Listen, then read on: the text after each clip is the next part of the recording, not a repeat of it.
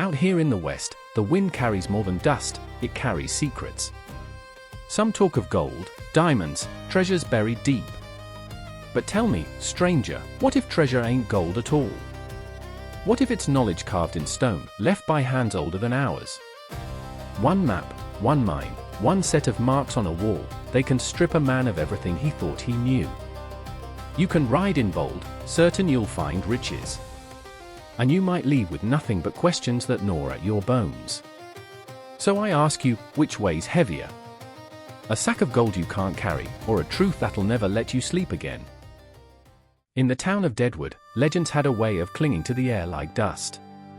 Men whispered about them in dim saloons, their voices roughened by whiskey and smoke. The most enduring tale was of a hidden mine, said to be overflowing with gold and diamonds beyond measure. Some claimed they had seen it, others swore it had swallowed the lives of those who searched. No matter the truth, the story lived on, passed from mouth to mouth, until it became less of a legend and more of a curse. Henry Stokes had grown up under the shadow of that curse. His grandfather had gone searching for the mine many years ago and never returned. Some believed he had found the treasure and kept it hidden, while others said the desert had taken him, bones buried beneath endless dunes. Henry had never known the man, but the silence his disappearance left behind shaped the family in ways no words could. His mother rarely spoke of it, as if mentioning his name might draw misfortune closer. Henry was tall and gaunt, with eyes that carried the weariness of someone much older. His long, delicate fingers belonged to a violinist more than a frontiersman, yet they were calloused from years of work. He lived between two worlds, the hard grit of frontier life and the softer escape of books, which he always carried with him. It was within his family's shed, beneath piles of forgotten belongings, that Henry found what would change everything. The discovery came on a day as ordinary as any other. Among rusted tools and broken crates sat a wooden chest, weathered and half-rotten. Inside lay scraps of his grandfather's past, a torn coat, a rusted pickaxe, and a folded piece of parchment. The map was brittle, its lines faint but still legible. It bore strange markings, a mountain drawn like an open jaw, a river that bent east before fading into sand, and a cross carved sharply into the paper. Beneath it were the faint words, "Where the earth remembers." Henry stared at it for hours, torn between fear and wonder. He had heard all the warnings, every tale of men lost to the wasteland. And yet, in those faded strokes, he felt something stir. Perhaps it was the ghost of his grandfather, calling across time. Perhaps it was his own hunger to step beyond the narrow boundaries of Deadwood. Whatever it was, Henry knew the map was not something he could ignore. By evening, the decision was made. He would leave Deadwood and follow the trail, no matter where it led.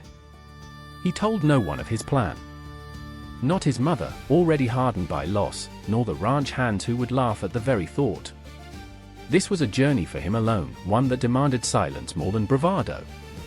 The next morning dawned with a haze of golden dust drifting over the town. Wagons rattled along the street, merchants swept doorways, and the church bell rang faintly in the distance. Henry walked through it all with his rucksack slung over his shoulder, his boots raising little storms of grit. Faces he knew glanced at him and passed, their gazes as fleeting as the town's memory would be of him. At the edge of Deadwood, he stopped and looked back. The wooden buildings huddled in the distance, already fading into the rising light. Ahead stretched the horizon, vast and merciless, the desert shimmering like a living thing. He tightened the strap of his rucksack and pressed a hand against the folded map inside. For a moment he thought of his grandfather standing in this same place, staring at the same horizon with the same resolve. Henry whispered into the wind, as if speaking to the silence itself, "I'll find it. Or I'll learn why no one ever could." And with that, he stepped forward. The sounds of Deadwood fell behind him, swallowed by the crunch of sand beneath his boots and the distant call of crows. The desert awaited, endless, silent, and filled with secrets that would either break him or shape him into something new. Henry walked on, carrying not just a map, but the weight of a mystery that had waited too long to be uncovered. The first steps into the wilderness felt strangely weightless, as if Henry were shedding not only the town behind him but the person he had been within it. The morning sun was sharp, glaring off the sands until the horizon blurred into a wavering line of heat. Each mile carried him farther from the chatter of Deadwood and deeper into the silence of the desert. It was a silence that was not empty but alive, filled with the rasp of wind, the call of distant crows, and the quiet shifting of unseen creatures. By noon, the heat pressed down on him like an iron weight. Sweat trickled through the dust on his skin, soaking the collar of his shirt until the fabric clung to his thin frame.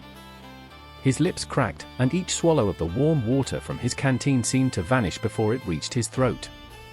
The desert did not welcome visitors, it stripped them, tested them, demanded their endurance. Henry tightened his jaw, determined not to let it break him. When night came, the world changed. The air that had burned him now bit with cold, wrapping around him like invisible chains. Henry built a small fire from dry brush and huddled close, staring into the flames. Shadows danced across his tired face, and in the smoke he thought he saw shapes, flickers of a man's figure, broad-shouldered, carrying a pickaxe. His grandfather. The image melted away as quickly as it came, leaving only embers and silence. Sleep did not come easily. Dreams pulled at him, strange and sharp. He dreamed of cracked stone walls marked with unfamiliar symbols, of voices whispering in a tongue he could not place. When he woke, the desert was still, its stars bright and merciless above him. For a moment, he wondered if the mine was not just a place but something alive, something calling him across the miles. The second day tested him harder than the first. The sun rose early, flooding the land with merciless light. Henry's boots scuffed over uneven ground, raising dust that clung to his clothes like a second skin. He rationed his water carefully, sipping only when his throat burned. By midday, the map in his rucksack felt heavier than the bag itself, as though it carried more than ink and parchment. It carried expectation, destiny, perhaps even a curse. It was late afternoon when Henry's path was broken by movement. A rattlesnake lay coiled across the trail, its scales gleaming bronze in the fading sun. It raised its head, tongue flickering, tail rattling with a warning that hummed in the dry air. Henry froze, heart pounding, every nerve strung tight. He slowly stepped back, giving the creature its space, and watched as it slithered away into the brush. The desert had teeth, and it would bear them without hesitation. That night, Henry found little comfort in his small fire. Coyotes howled in the distance, their cries rolling across the plains like mournful songs. He gripped his knees, staring into the darkness, and wondered how many men had heard those same cries on their way to the mine, how many had never returned. Yet the thought did not break him. If anything, it hardened something within him. On the third morning, Henry met a stranger. The man rode a mule, his clothes torn, his skin scorched from the sun. His eyes were hollow, yet sharp with recognition when they fell on Henry. "You're chasing it, aren't you?" the man rasped. "The mine." "Don't. There's nothing but death out there. I've seen men vanish. I've buried men who thought they were cleverer than the desert. You'll be no different." Henry listened, but his grip on the rucksack only tightened. He gave no answer, only a nod of acknowledgement. The stranger shook his head, spat into the dust, and rode on, a fading figure swallowed by the horizon. When the silence returned, Henry exhaled slowly. The warning still rang in his ears, but his feet moved forward all the same. The desert did not frighten him now. If anything, it called to him more strongly than before. Each step he took was not just toward a legend, but into the heart of something unknown, something that had waited for him long before he ever knew it existed. By the time Henry reached the far edge of the plains, the desert had carved its lessons into his skin. His face was raw from wind, his clothes heavy with dust, yet the road pressed him forward. At a camp near a dry creek bed, he came across two men, wanderers like himself, though harder in look and manner. One was a trapper with a thick beard and restless eyes, the other, a young drifter with a revolver loose at his hip. They shared food and fire, and when Henry showed them the map, hunger flickered in their gaze. For a while, the company eased the loneliness. The trapper told of wolves in the Black Hills, the drifter of towns he had fled. But their eyes kept sliding back to the parchment in Henry's pack. They wanted treasure, not legends. Days passed, but the land soon broke them. Their mule went lame and collapsed in the heat. The drifter cursed, kicking sand over the body. The weight of their load fell on their backs. The sun burned cruel by day, and the nights cut deep.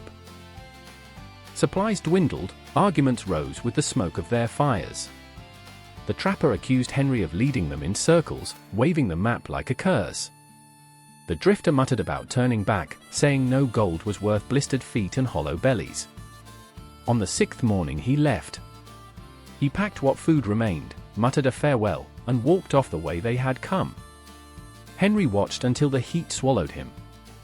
The trapper spat, but without anger, only resignation. The two who remained trudged on, silence heavier than the packs on their shoulders. Each night Henry wrote by firelight, a sketch of the horizon, a line about coyotes' cries, a single sentence about the endless stars. He told himself he was keeping a record, though he feared he was leaving his last words. When the trapper finally spoke again, it was with weariness. "Boy," he said, staring into the flames, "men vanish here because the desert eats more than flesh. It takes their will. You still got yours. Hold on to it, or you'll be bones for buzzards." Henry listened, respect stirring, though he knew not all of them would finish the journey. The desert grew harsher with each mile. Henry's skin cracked, his clothes stiff with dust. The trapper beside him grew quieter, strength fraying as if the land itself peeled it away. Their talk dwindled into silence, into dragging boots. One afternoon a storm swept across the plain, sky rust-red, air filled with choking sand. Henry stumbled forward with his coat around his face. The trapper vanished in the blur, his coughing the only guide. When the storm passed, the trail was gone, landmarks erased.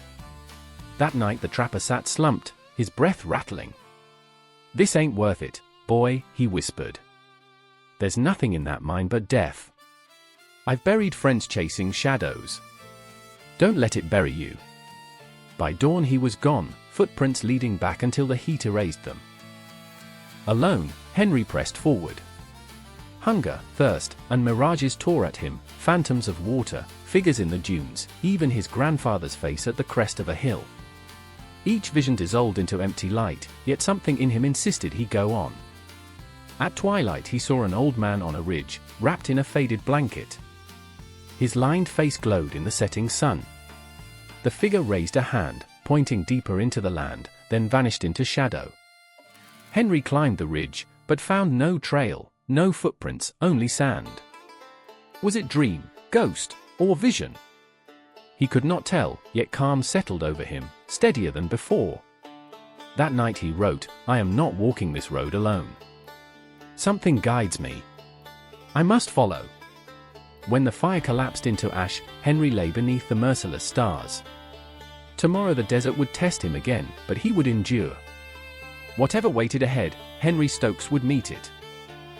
The mountains rose slowly from the horizon, jagged teeth cutting the sky.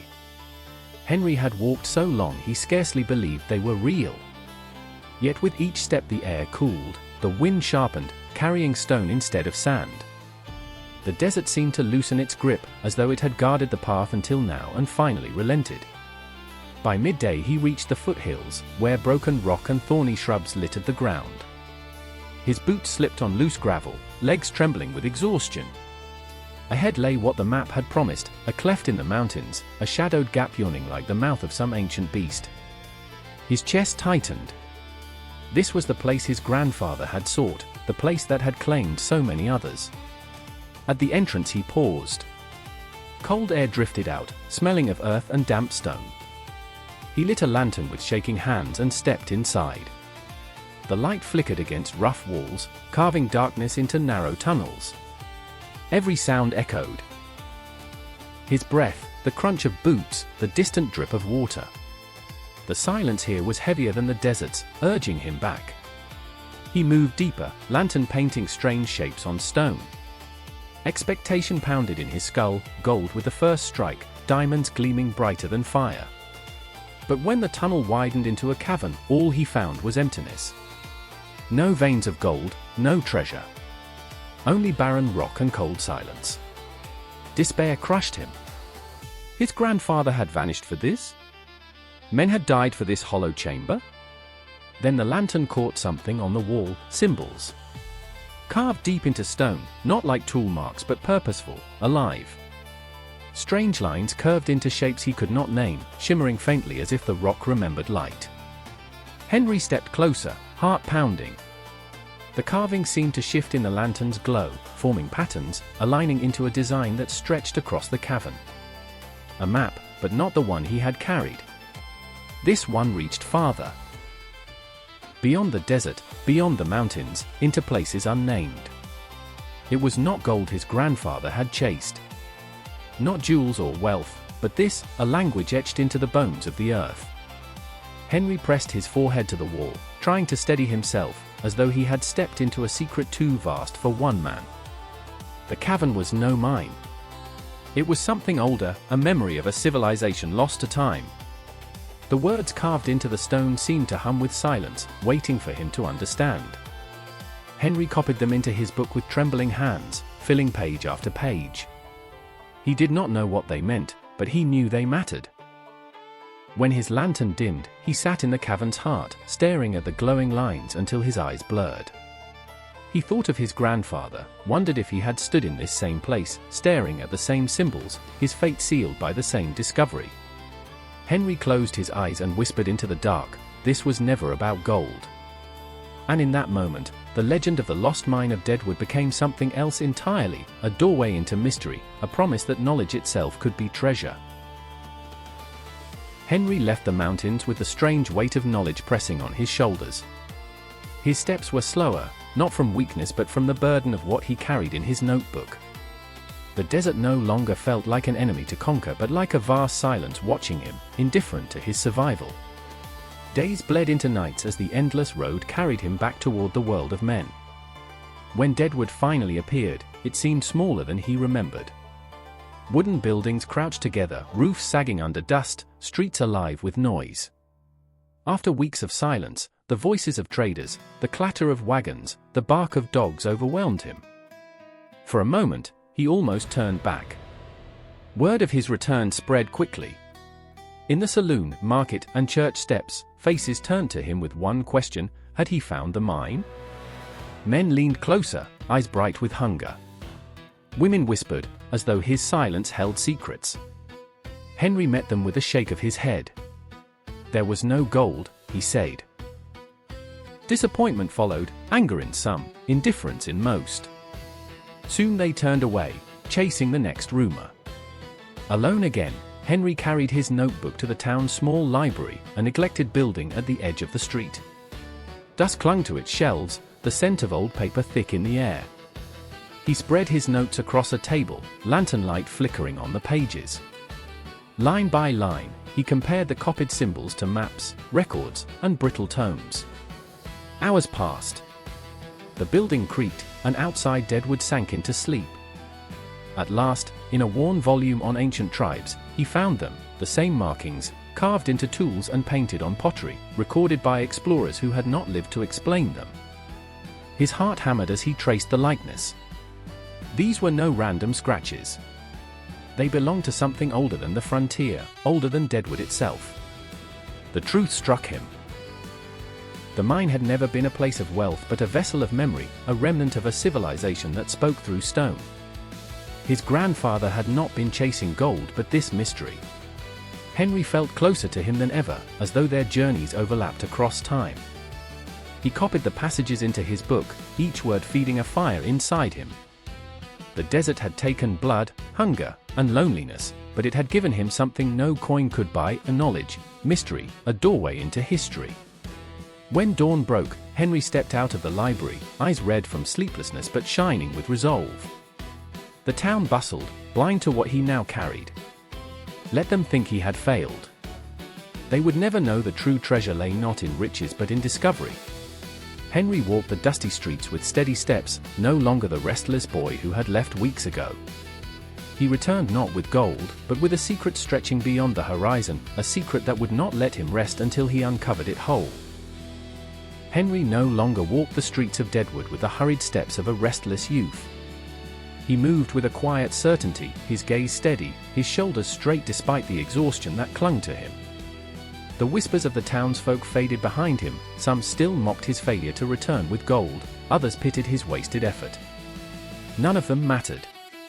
He carried something they could not see, something that weighed heavier than all the gold in the hills. Each evening he returned to the library, spreading his notes across the wooden table, comparing symbols, searching for connections. Days slipped past, then weeks, as the fragments began to weave themselves into a larger picture. The same markings appeared in accounts of vanished tribes, in sketches from explorers long dead, even in faint carvings noted on stones hundreds of miles away. The mine had not been an end but a doorway, one link in a chain of forgotten memory that stretched farther than Henry could imagine. In the quiet of those nights, he often thought of his grandfather. He pictured the old man tracing the same lines in stone, hearing the same whispers in the dark, and realizing too late what they meant. Perhaps he had left the map behind as a gift or a warning. Either way, Henry no longer felt abandoned by him. He felt connected, as though they were walking the same road together, separated by time but bound by purpose. The more Henry studied, the clearer it became that what he had found was not treasure but knowledge, knowledge that civilizations had guarded, carved into the earth so it could not be lost. Knowledge that had outlasted empires, wars, and generations of men who had come and gone without ever noticing the marks under their feet. It was humbling, terrifying, and exhilarating all at once. Late one night, after hours bent over his book, Henry stepped outside into the chill air. The town slept, silent except for the creak of wood and the distant call of an owl. He looked up at the stars, their cold fire glittering across the heavens, and for the first time he felt he understood. Wealth was fleeting. Even gold tarnished and jewels dulled. But knowledge endured, reshaping those who touched it. He whispered into the night, his words carried by the wind, the real treasure isn't gold. It's the search. The questions. The worlds that open when you dare to look deeper. From that moment, Henry knew his journey was far from over. The map carved into the cavern wall pointed to places still unexplored, and the symbols hinted at truths yet uncovered. He would follow them, no matter how far they led, no matter what they demanded.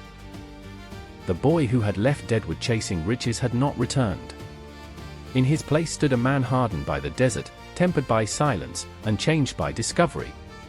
His eyes no longer held the restless fire of youth but the steady calm of someone who had glimpsed the vastness of the unknown, and accepted it. Henry Stokes was only at the beginning. And the world, vast and mysterious, waited for him to uncover its hidden memory.